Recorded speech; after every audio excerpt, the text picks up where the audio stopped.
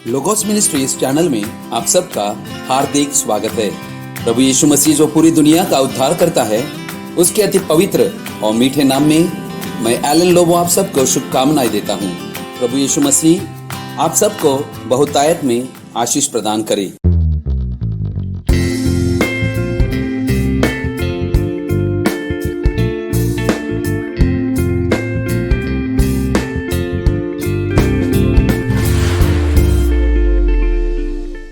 आज हम एक विषय के ऊपर अपना ध्यान लगाना चाहते हैं। उस विषय का शीर्षक देना चाहता हूँ, नूह का जहाज या नूह की नाव। उत्पत्ति की किताब उसका 6वां अध्याय और उसके 90 वचन से मैं पढ़ रहा हूँ। परंतु यहोवा के अनुग्रह की दृष्टि नूह पर बनी रही। नूह की वंशावली यह है, नूह धर्मी पुरुष और अपने समय के लोगों में खरा था, और नूह परमेश्वर ही के साथ साथ चलता रहा। और नूह से शेम और हाम और येफेत नामक 3 पुत्र उत्पन्न हुए। उस समय पृथ्वी परमेश्वर की दृष्टि में बिगड़ गई थी और उपद्रव से भर गई थी। और परमेश्वर ने पृथ्वी पर जो दृष्टि की तो क्या देखा कि वह बिगड़ी हुई है, क्योंकि सब प्राणियों ने पृथ्वी पर अपना चाल चलन बिगाड़ लिया था। तब परमेश्वर ने नूह से कहा, सब प्राणियों के अंत करने का प्रश्न मेरे सामने आ गया है, क्योंकि उनके कारण पृथ्वी उपद्रव से भर गई है। इसलिए मैं उनको पृथ्वी समेत नष्ट कर डालूंगा। इसलिए तू गोफेर वृक्ष की लकड़ी का एक जहाज बना ले, उसमें कोठरियां बनाना और भीतर बाहर पर राल लगाना। परमेश्वर अपने वचन के पढ़े जाने पर अपनी आशीष प्रदान करे। ये बात कितनी अच्छी है कि परमेश्वर यह नहीं चाहता कि कोई नाश हो, इसलिए परमेश्वर उनके लिए एक बचने का मार्ग बना रहा है, जो परमेश्वर द्वारा बनाए हुए बचने के मार्ग से आना चाहते थे। अंत उसने कहा था, नूह मैं तुझसे यह चाहता हूँ कि तू एक जहाज नाव बना। अब देखिए, जहाज शब्द एक छोटा बॉक्स या बचने का स्थान, एक छिपने का स्थान होता है। हम कुछ क्षणों के लिए इस नूह के नाव के ऊपर अपनी दृष्टि डालना चाहते हैं। मसीह का जो आज कलीसिया, उसके लिए नूह की नाव एक प्रतिछाया है। ये बात यहाँ पे एक प्रतिछाया में दिखा रही थी। जहाज उनमें से एक नूह ने बनाया था, जो बचने का एक मार्ग था। आज हम आखिरी दिन में आ पहुँचे हैं, यानी इस दुनिया का अंत बहुत ही नजदीक है और इस पृथ्वी के विनाश का समय आ पहुँचा है। तो हम लोग देखते कि ऐसा ही 4000 साल पहले यही बात हुई थी, और तब नूह नामक परमेश्वर का नबी परमेश्वर ने इस दुनिया में भेजा हुआ था, ताकि उसके द्वारा परमेश्वर का संदेश पूरी दुनिया को दे सके। परमेश्वर हमेशा बचाने का मार्ग भी निकलता है, क्योंकि परमेश्वर हर एक का विनाश करना नहीं चाहता, लेकिन जो परमेश्वर के वचन पर विश्वास लाता है, उस चेतावनी को लेके परमेश्वर ने जो मार्ग बनाया है, उसको जब मनुष्य अपनाता है तब परमेश्वर उसको बचाता है। नूह का जहाज, नूह की नाव एक प्रतिछाया थी जो यहाँ पे दर्शाई हुई है। पुराने नियम की सारी बातें मसीह यीशु में पूरी हुई थी। जैसा प्रभु यीशु मसीह ने कहा है कि नूह के समय में जैसा हुआ था, वैसा मनुष्य के पुत्र के आने के समय होगा। विनाश का समय आने वाला था और परमेश्वर सारी पृथ्वी को डुबाने वाला था। अर्थात यहाँ पे हम देखते हैं कि परमेश्वर ने जब नूह को जहाज नाव बनाने के लिए कहा, तब हम देखते हैं कि परमेश्वर ने गोपेर लकड़ी का जहाज बनाने के लिए कहा। अर्थात यहाँ पे जो नाव नूह बनाने वाला था, उस नाव बनाने के लिए पेड़ों को काटना पड़ता है। अर्थात भजन संहिता 1 अध्याय 3 वचन में हम देखते हैं, मनुष्य यहाँ पे पेड़ में दर्शाया हुआ है, जिसको काटना पड़ेगा। पेड़ों को काटना होता है। जिस प्रकार से उनकी जगत में शुरुआत हुई थी, सबसे पहले तो उसे काटकर अलग करना होता है। हर एक वह मनुष्य जो जगत में आता है, पाप में जन्म लेता है। देखिए, हम सब मनुष्य इस रीति से इस दुनिया के अंदर पाप में जन्म पाए हुए व्यक्ति है, और उसका अधर्म में रूप ढलता है, और वह जगत में झूठ बोलता हुआ आता है। वह तो तबाह, प्रेम ना करने वाला, अभक्त, परमेश्वर से जुदा, परमेश्वर से अनजान, बगैर आशा, बगैर मसीह में मर रहा होता है और पापी की कब्र में जा रहा होता है, और न्याय के लिए उसको ठहरना पड़ता है। ये अवस्था मनुष्यों की जीवन की बताई हुई है। परमेश्वर ने जब नूह से बात की तो उसे बताया कि मैं तुझसे यह चाहता हूँ कि तू इसे किसी खास किस्म की लकड़ी से बनाना है। अब किसी भी लकड़ी से काम नहीं चलेगा। हमारे पास एक खास किस्म की लकड़ी होनी चाहिए, और वो अवश्य ही गोफेर की लकड़ी होनी चाहिए। अब यह गोफेर की लकड़ी थी। परमेश्वर ने नूह को आज्ञा दी थी गोफेर की ही लकड़ी से जहाज बनाना है और कोई भी लकड़ी को नहीं लेना है। ये इस बात को दर्शाता है परमेश्वर का वचन जो लिखा हुआ है उसके अंदर उसमें कोई भी कुछ ना बढ़ाए और ना ही कुछ निकाल डाले। यानी परमेश्वर ये चाहता है कि परमेश्वर के वचन के अंदर कोई भी मनुष्य इस पृथ्वी के ऊपर प्रयास भी ना करे कि उसके अंदर कुछ डाले या कुछ निकाल दे। इसका मतलब परमेश्वर मनुष्यों की कोई भी कल्पना, संकल्प, संप्रदाय, पद्धति का स्वीकार नहीं करता। परमेश्वर मनुष्यों की बातों की घृणा करता है, क्योंकि परमेश्वर की सोच, परमेश्वर के विचार और मार्ग मनुष्य के मार्ग से अलग है, ऊंचे है, और इसलिए हर मनुष्य झूठा ठहरे लेकिन परमेश्वर का वचन ही सच्चा ठहरे, ये परमेश्वर चाहता है। इसलिए गलतियों की पत्री उसका पहला अध्याय उसका 6 से 9 वचन तक मैं पढ़ता हूँ। मुझे आश्चर्य होता है कि जिसने तुम्हें मसीह के अनुग्रह में बुलाया उससे तुम इतनी जल्दी फिर कर और ही प्रकार के सुसमाचार की ओर झुकने लगे, परंतु वह दूसरा सुसमाचार है ही नहीं। पर बात यही है कि कितने ऐसे हैं जो तुम्हें घबरा देते और मसीह के सुसमाचार को बिगाड़ना चाहते हैं। परंतु यदि हम या स्वर्ग से कोई दूत भी इस सुसमाचार को छोड़ जो हमने तुमको सुनाया है कोई और सुसमाचार तुम्हें सुनाए तो शापित हो। जहां हम पहले कह चुके हैं वैसा ही मैं अब फिर कहता हूं कि इस सुसमाचार को छोड़ जिसे तुमने ग्रहण किया है, यदि कोई और सुसमाचार सुनाता है तो श्रापित हो। यानी इस वचन के द्वारा हमें यह प्रतीत होता है कि परमेश्वर ने जो सुसमाचार प्रेरितों के द्वारा दिया हुआ है उसको छोड़ और कोई सुसमाचार है नहीं। और यदि कोई प्रचार करता है इसको छोड़ के, तो परमेश्वर का वचन साफ साफ कहता है कि वो व्यक्ति, चाहे वो कोई संगठन हो, कोई संस्था हो, वो श्रापित है। तो मेरे भाई और बहनों, इसलिए परमेश्वर ने यहाँ पे गोपेर के लकड़ी से ही बनाने के लिए कहा था। हम मसीह लोगों को ये बात हमको समझना बहुत जरूरी है। गोपेर की लकड़ी क्या थी? यह एक कोमल, नरम, लचीली लकड़ी थी और यही है वह जिससे जहाज बनता है। यह एक ऐसी लचीली लकड़ी थी जिसका आसानी से जहाज बनाने के लिए उपयोग किया जा सकता था। गोफेर नामक लचीली लकड़ी ये एक विश्वासियों को दर्शाता है, लेकिन इसी बीच परमेश्वर का वचन आ जाता है जो किसी भी दोधारी छुरी से तेज होता है। वह पेड़ को काटता है, उसकी कटाई छटाई करता है, इस पर से सारे झाड़ झकाड़ और कांटे काट कर अलग करता है और उसमें से सर्वोत्तम भाग काट कर अलग करता है।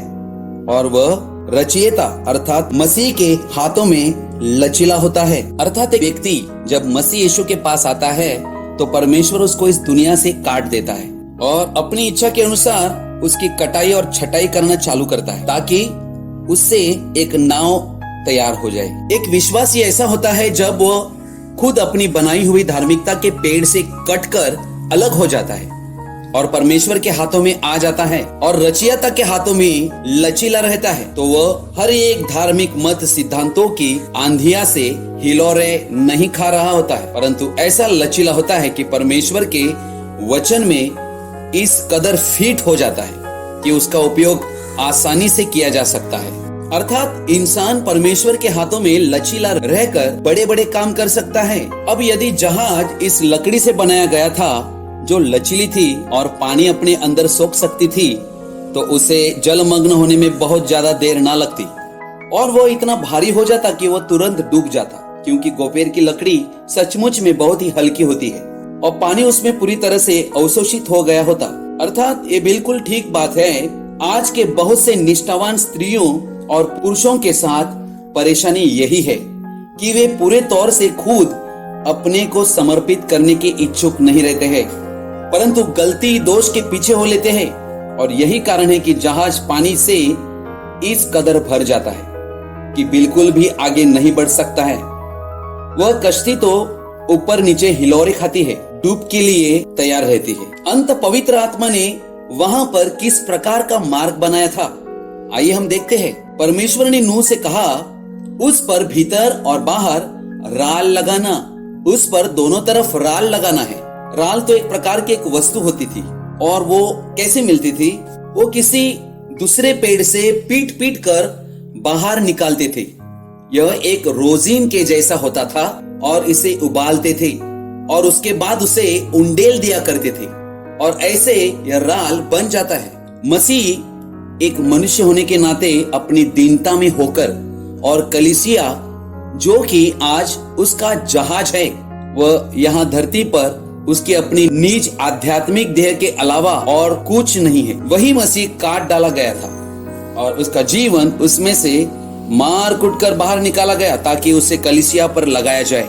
अर्थात हमने देखा कि ये लकड़ी नरम होती है। जब उन्होंने उसे गर्म तप्त राल को इस पर उंडेला तो यह अंदर और बाहर पूरी तरह से तुरंत ही अवशोषित हो गई थी और उसने इसे ऐसे बना दिया था जैसे इस पर मुहर लग गई हो, जो कोमल नरम होता है। वह परमेश्वर का वचन अपने अंदर अवशोषित कर रहा होता है। मसीह उस पर पवित्र आत्मा उंडेल रहा होता है और उस पर एक कवच सा बन जाता है और फिर वो स्टील जैसा मजबूत बॉक्स जैसा बन गया था। उसके अंदर जरा भी पानी सीर नहीं सकता था। यह तो एक सुरक्षा थी।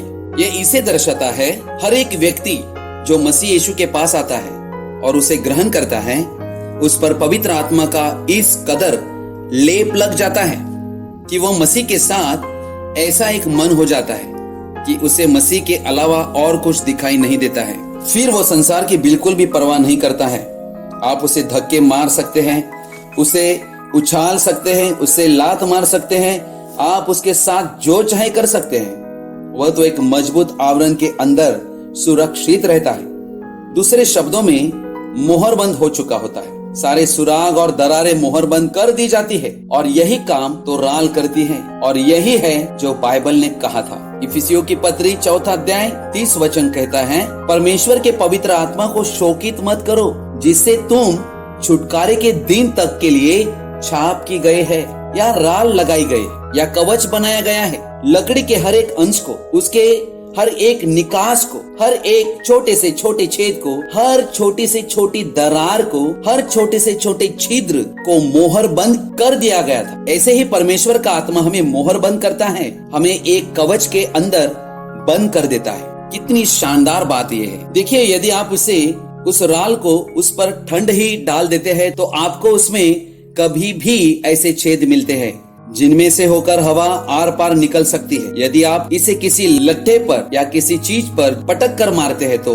यह फट सकता है, क्योंकि उसमें बहुत से सुराग है। परंतु जब यह गर्म तप्त उस पर उंडेली जाती है तब वो सब तरफ बहती चली जाती है और अंदर और बाहर उसे मोहर बंद कर देती है। ये मसीह उसकी कलीसिया की एक सिद्ध तस्वीर है। राल का काम ये था ताकि दुनिया की कोई भी बातें उस छिद्र से हमारे अंदर प्रवेश ना करे, ताकि कोई भी दुनिया की बात हमारे अंदर ना आए। कैसे किसी एक पेड़ को काटा जाना था और उसे मारा पीटा जाए और घायल किया जाए और उसका सारा रस बाहर निकाल लिया जाए और उसके बाद उसे एक दूसरे पेड़ पर लगाया दिया जाए ताकि न्याय में से होकर सुरक्षित रह सके।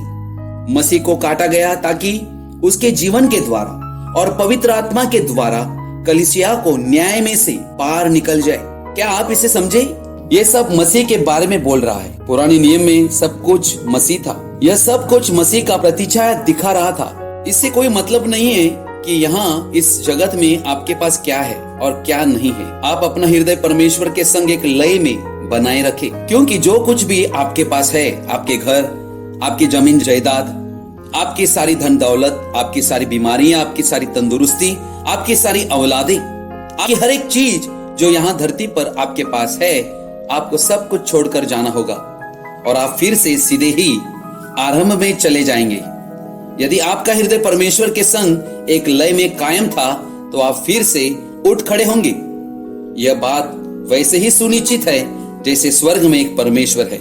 यहाँ पे इस बात को हमको समझना है, रोजिन को सोख ले, उसका अर्थ होता है प्रायश्चित्त करना।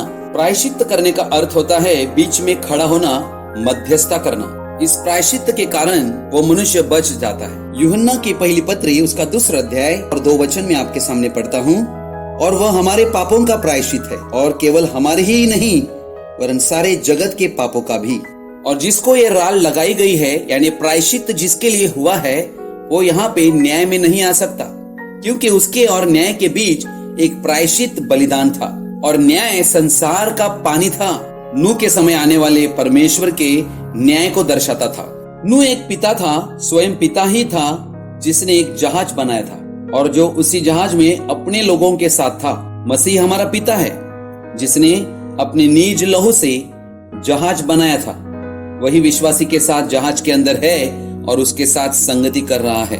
विश्वासी मसीह में सुरक्षित होकर महफूज रहता है, अपनी निज काबिलियतों के आधार पर नहीं, परंतु अपनी आज्ञाकारिता पर वह जहाज के अंदर चलकर जाता है। नूह को तो सिर्फ एक ही काम करना था कि वह जहाज के अंदर चला जाए। इसे तो द्वार भी बंद करना नहीं था, स्वयं परमेश्वर ने ही द्वार बंद किया था।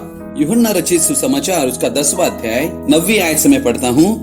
द्वार मैं हूँ, यदि कोई मेरे द्वारा भीतर प्रवेश करे तो उद्धार पाएगा, और भीतर बाहर आया जाया करेगा और चारा पाएगा। इस जहाज के द्वार को यीशु मसीह को दर्शाया हुआ है। उसी के अंदर हमको प्रवेश करना है तो उद्धार हम पा सकते हैं। आज अनुग्रह का यानी कृपा का द्वार खुला हुआ है, और आज परमेश्वर पूरी दुनिया के पास अपने हाथों को फैलाए हुए बुला रहा है, ताकि जो कोई इस द्वार के द्वारा प्रवेश करे वो बच जाए, उद्धार पाए। यानी ये बात प्रतीत करता है एक विश्वासी व्यक्ति को मसीह यीशु के ऊपर विश्वास करके मसीह के अंदर चला जाए, और बाकी बातों का ख्याल परमेश्वर ही रखता है। वह जो मेरा वचन सुनता है और मेरे भेजने वाले की प्रतीति करता है, उसके पास अनंत जीवन है, और वह न्याय पर नहीं जाएगा। वह तो मृत्यु से पार होकर जीवन में जहाज में प्रवेश कर चुका है और युगानुयुग सुरक्षित है।